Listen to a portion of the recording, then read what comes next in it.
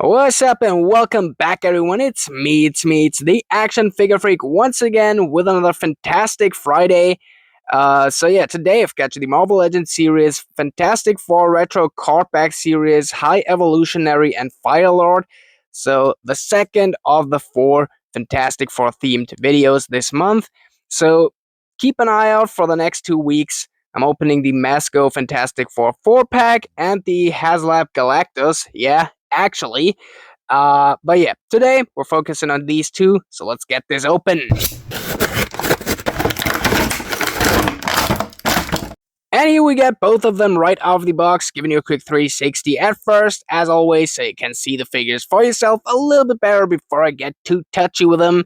And I gotta say already, I love both of these. I don't like that Firelord is pinless, and uh, yeah, High Evolutionary is fully pinless, but because of his skirt, he can't really move that good. But still way better than I thought, and Firelord just has an awesome articulation.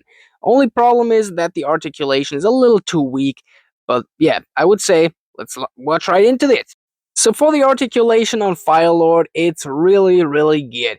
First, we get the vertical hinged head here, which is absolutely awesome.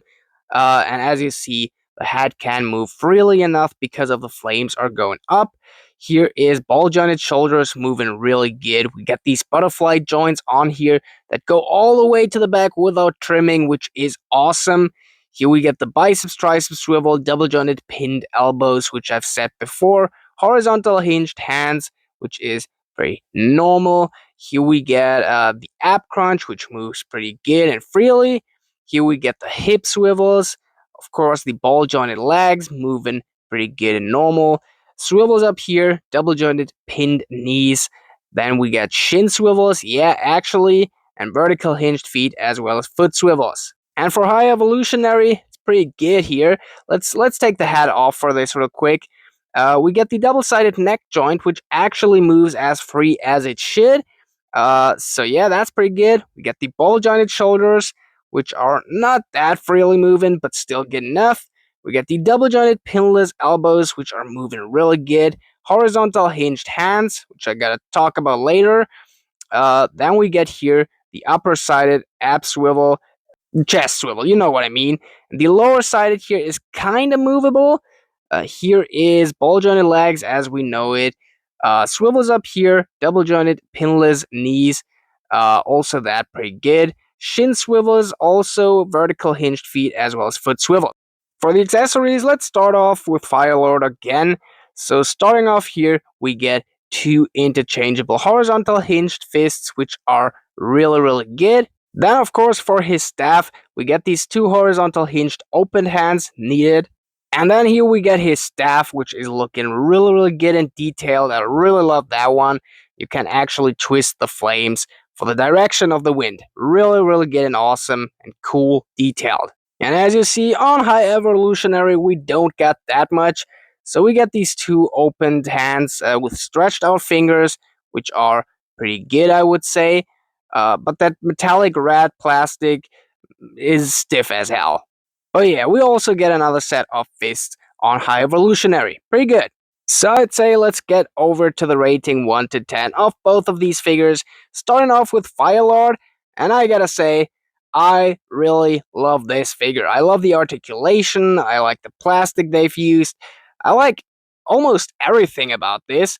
The only thing that hurts a little bit is the opened hands are not that good for grabbing his staff, as well as that it's pinned. I've said that before, but the pinned joints really make him loosen up really quick, and sometimes it just feels like he can't really support the weight of his staff.